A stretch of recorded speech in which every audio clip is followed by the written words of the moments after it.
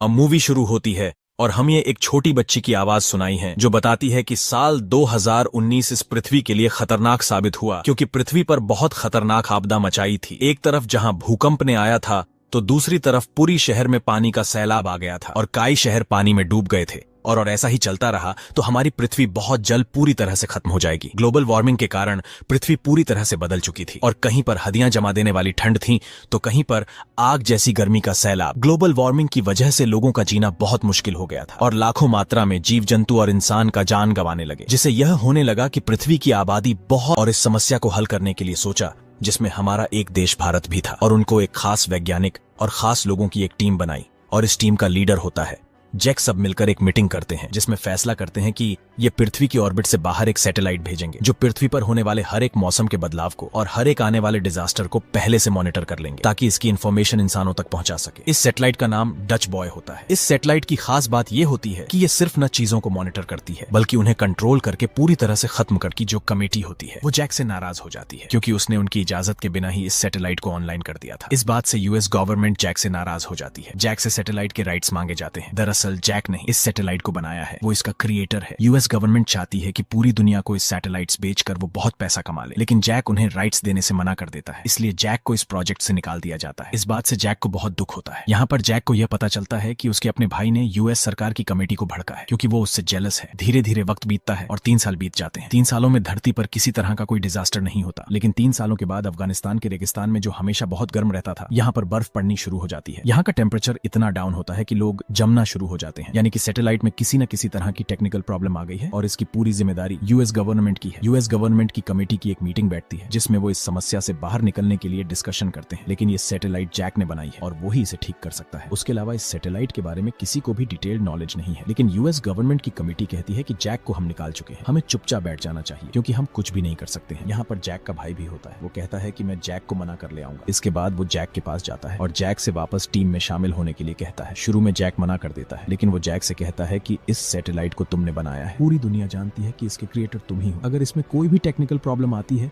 या खराबी आती है तो सारा ब्लेम तुम ही पर आएगा। जैक उसकी बातों में आ जाता है और एक बार फिर से वो यूएस गवर्नमेंट की टीम के साथ मिलकर काम करने के लिए तैयार हो जाता है। दरअसल जैक ने अपनी टीम के साथ मिलकर जो सैटेलाइट बनाई है जिसका नाम डच बॉय है, वो सारे डेटा को एक हार्ड ड्राइव में डाल देता है, पर गलती से उसका हाथ एक बटन पर लग जाता है जिससे सैटेलाइट का एक दरवाजा खुल जाता है और वो अंतरिक्ष में चला जाता है, जिससे उसकी मौत हो जाती है। वहीं हांगकांग में दिखाया जाता है जहाँ पर गर्मी बहुत ज्यादा बढ़ चुकी है। वहाँ पर एक आदमी के हाथ से अंडा गिरता है और जैसे वो फटता है वो संडे का ऑमलेट बन जाता है, जिससे हमें पता चलता है कि यहाँ पर कितनी गर्मी है। और इसके बाद यहाँ जमीन फटना शुरू हो जाती है, जमीन के अंदर से लावा निकल रहा होती है, यानी कि सैटेलाइट को किसी ने हैक कर लिया है। लॉन्ग जल्दी से अपनी गाड़ी में बैठकर यहाँ से भाग निकलता है। रास्ते में हम देखते हैं कि कई लोग अपनी जान गंवा चुके हैं। धरती फट रही है और बड़ी बड़ी बिल्डिंग्स तबाह हो चुकी हैं। लेकिन लॉन्ग जैसे ही कुछ किलोमीटर आगे जाता है तो अब टेम्परेचर बिल्कुल नॉर्मल था, यानी कि शहर का एक हिस्सा भयंकर गर्म हो चुका है तो वहीं दूसरा हिस्सा बिल्कुल नॉर्मल था। अब यहाँ से सीन शिफ्ट होता है जैक पर, जो कि अपनी बेटी से मिलता है और उसे वापस आने का वादा कर वो रॉकेट में सवार होकर डच बॉय को चेक करने के लिए रवाना हो जाता है। कुछ देर होती है कमांडर से, जो कि डच बॉय में एक चीफ साइंटिस्ट थी। कमांडर जैक को अपनी टीम से मिलवाती है, जहाँ टीम को भी हांगकांग में वेब ब्लास्ट की खबर मिल गई थी। टीम का कहना था कि ये सब गैस पाइप के फटने की वजह से हुआ है, लेकिन जैक उनकी इस बात पर राजी नहीं होता। वो कहता है कि जो रीजन अफगानिस्तान में सर्दी पड़ने के पीछे छुपा हुआ था उसी का हाथ। अब हांगकांग की गर्मी के पीछे इस कस्माकस के बीच हम पृथ्वी पर मैक्स को उसकी गर्लफ्रेंड सारा के साथ देखते हैं। ये प्रेसिडेंट की सीक्रेट सर्विस का हिस्सा भी थी। अभी ये दोनों कुछ हसीन लम्हे गुजारी रहे थे कि तभी लॉन्ग मैक्स को कॉल कर उसे इन्फॉर्म करते हुए कहता है कि जो हादसा अभी हांगकांग में हुआ उसकी वजह गैस पाइप नहीं थे। लॉन्ग का शक था कि इसके पिछले डच बॉय में आई खराबी है, इसीलिए उसने डच बॉय सिस्टम को चेक करने की जब कोशिश करी तो उसने देखा कि उसका अकाउंट ही ब्लॉक हो चुका है। अब ये सुन, जब मैक्स खुद का सिस्टम चेक करता है तो उसके पास भी अब एक्सेस नहीं होता। लॉन्ग और मैक्स के बाद अब धीरे धीरे सभी अधिकारी को एक्सेस डिनाई होने लगता है। ये देख लॉन्ग को लगने लगता है कि शायद सरकार का कोई आदमी सिस्टम डिफेक्ट को छुपाने के लिए ऐसा कर रहा है। ये काफी खतरनाक चीज है जो कि आगे चलकर एक जियोस्ट्रोम को ट्रिगर कर सकती है, और अगर एक बार जियोस्ट्रोम आ गया तो फिर इंसानों का सर्वनाश निश्चित है। इस सीरियस प्रॉब्लम को देखते हुए मैक्स लॉन्ग को तसल्ली देते हुए कहता है कि मैं इस पूरी सिचुएशन को अच्छे से स्टडी करूंगा। फोन कट करने के बाद सारा मैक्स के पास आती है और उसे बताती है कि कि गवर्नमेंट ने तुरंत एक मीटिंग बुलाई है और आरएसएस ब्रीफिंग का फैसला किया है। लेकिन इतनी कर ऑफिस में दाखिल होते हैं। इन्हें देख लॉन्ग जल्दी से खुद एक सेफ प्लेस में छुप जाता है और खामोशी से अपना सारा डेटा चोरी होते हुए देखता है। यहीं हैकर्स के बीच हो रिबास से लोग को पता चलता है कि ये वही हैकर्स है जिन्होंने डचबॉय को अपने कंट्रोल में ले लिया है। दूसरी तरफ हम डैकॉम को देखते हैं जो जैक को इन्फॉर्म करते हुए कहता है कि सैटेलाइट में कुछ तो गड़बड़ा गया है, जिसके चलते हमारा एक इंजीनियर भी मारा गया है। इसलिए अब डैकॉम जैक को इस प्रॉब्लम के बारे में जानकारी जुटाने की जिम्मेदारी देता है। इसके साथ ही जैक को हांगकांग और अफगानिस्तान के को इस तरह से प्रोग्राम किया गया है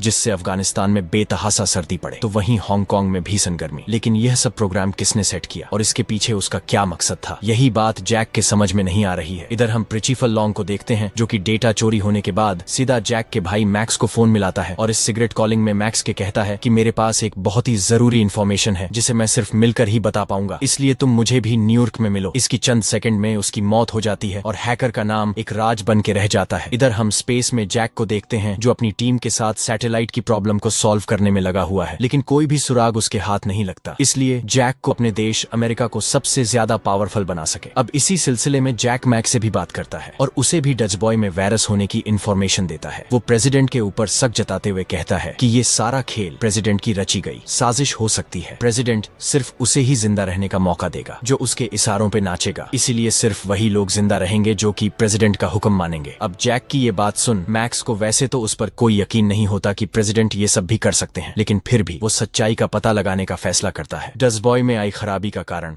हैकर्स थे जिन्होंने डचबॉय में वायरस डालकर उसे हैक कर लिया। तो अब मैक्स भी सीधे अपने एक हैकर के पास पहुंचता है। वो डचबॉय के प्रोग्राम को चेक करने के बाद उसे बताती है कि वाकई में ये सैटेलाइट हैक हो गई है और जैक ने जो भी उसे वायरस के बारे में बताया वो सब बिल्कुल सही है। किसी ने डचबॉय को एक पावरफुल और डेंजरस वेपन में तब्दील कर दिया है। अब ये डचबॉय जियोस्ट्रोम को कंट्रोल करने वाले सैटेलाइट नहीं बल्कि देशों को तबाह करने वाला वेपन बन गया है। एक आविष्कार जिसे कभी इंसानों के लिए बनाया गया था वो अब इंसानों के लिए ही सबसे बड़ा खतरा बन गया है। हैकर के ये बात सुन मैक्स के पैरों तले जमीन खिसक जाती है। ये समझते उसे देर नहीं लगती कि जरूर इस गड़बड़ी के पीछे किसी पॉलिटिकल पावर का हाथ छिपा हुआ है। इधर जैको सैटेलाइट के साथ जो छोटी छोटी मिसाइल्स हैं ये अब उन्हें भी कंट्रोल नहीं कर रही है, जिसका नतीजा ये होगा कि पृथ्वी पर तापमान अब बुरी तरह बदलने लगेगा जिससे पूरी पृथ्वी तबाह हो जाएगी। अब इस प्रॉब्लम को आगे बढ़ने से पहले जैक इस पर लगाम लगाने की कोशिश करता है, लेकिन अब कोई भी रास्ता नहीं बचा है। तो अब वो फैसला करता है कि डचबॉय को वायरस से मुक्त करने के लिए वो डचबॉय को ही रिसेट कर देगा, लेकिन ऐसा करने के लिए इन्हें प्रेसिडेंट के एक्सेस की जरूरत थी, यानी कि प्रेसिडेंट के बायोमेट्रिक के बिना डचबॉय में कुछ भी चेंज करना नामुमकिन था। बायोमेट्रिक यानी कि प्रेसिडेंट के 10 उंगलियों के फिंगरप्रिंट और उनके आइरिस स्कैन से ही डचबॉय को रीसेट कर सकते हैं। लेकिन इस समय प्रेसिडेंट का बायोमेट्रिक हासिल करना बहुत मुश्किल था क्योंकि प्रेसिडेंट अब इंटरनेशनल मीटिंग के सिलसिले में विदेश गए हुए हैं। प्रेसिडेंट के देश में न होने की वजह से जैक और मैक्स दोनों बहुत परेशान हो जाते हैं। जैक कस्ता का पूरी तरह यकीन में भी यकीन नहीं करती। इसके बाद मैक्स डैकॉम के पास जाता है और उसे इन्फॉर्म करता है कि सैटेलाइट आउट ऑफ कंट्रोल हो गई है। दुनिया पर एक बहुत ही बड़ा खतरा मंडरा रहा है और ये सब अनजाने में नहीं बल्कि जानबूझकर किया जा रहा है। लेकिन डैकॉम को भी मैक्स की किसी भी बात का यकीन नहीं होता। अपनी बात को सही साबित करने के लिए मैक्स उसे कुछ जरूरी डेटा दिखाता है जिसे देख अब डैकॉम पूरी तरह हैरान है और बड़ी हैरानी के साथ पूछता है कि तुम्हें ये सब कैसे और कब पता चला। इन्हीं सवालों के बीच में डैकॉम अब प्रोजेक्ट का नाम भी रिवील कर देता है जिससे अब मैक्स समझ जाता है कि इस गड़बड़ी के पीछे यही पावरफुल लोग छिपे हुए हैं। इसलिए अचानक से डैकॉम ने प्रोजेक्ट का नाम भी रिवील कर दिया। मैक्स के हावभाव को देख डैकॉम को भी पता लग जाता है कि मैक्स उनकी सारी सच्चाई जान चुका है, इसलिए मैक्स अब उनके लिए बहुत बड़ी मुसीबत खड़ी कर सकता है। इसी बात को सोचकर डैकॉम मैक्स को अपनी बातों के जाल में फंसाकर एक जगह पे ले जाता है। हालांकि मैक्स भी समझ गया है कि उसकी जान अब खतरे में। जैसे ही मैक्स रूम के अंदर एंटर करता है डैकॉम जल्दी से गन निकालकर उसे शूट करने की कोशिश करता है, पर गोलियों का शिकार बनने से पहले मैक्स जल्दी से दरवाजा बनकर अंदर छुप जाता है। डैकॉम उसे बाहर निकालने की कोशिश में लगा रहता है, लेकिन मैक्स तब तक कमरे से बाहर नहीं आता। प्रेसिडेंट की सिक्योरिटी भी है। प्रेसिडेंट लियोनार्ड से पूछता है कि तुमने ऐसा क्यों किया। दरअसल लियोनार्ड उसका खास आदमी था। लियोनार्ड कहता है कि मैं प्रेसिडेंट बनना चाहता था, तुम प्रेसिडेंट की कुर्सी को डिजर्व नहीं करते हैं। प्रेसिडेंट कहते हैं कि इसे मेरे सामने से दूर ले जाओ। लियोनार्ड को अब अरेस्ट कर लिया गया है। इसके बाद प्रेसिडेंट को उस जगह ले जाया जाता है जहां पर डचबॉय सैटेलाइट का पूरा रिसेट कर देते हैं और इस जगह से चले जाते हैं। पर जैक ने जब इस सैटेलाइट को बनाया था तो उसने इसके अंदर एक खास फंक्शन को डाला था जिसके मुताबिक अगर काइट से निकल जाते हैं और उनके निकलने के बाद सैटेलाइट ब्लास्ट हो जाती है, उसका सम्मान उसकी पोजीशन वापस मिल गई है। जिस तरह से पहले वो डचबॉय का हेड इंजीनियर था, एक बार फिर से वो हेड इंजीनियर बन चुका है और अब इस पूरे प्रोजेक्ट को यूएस कंट्रोल नहीं करता बल्कि इसे इंटरनेशनल कमेटी कंट्रोल करती है।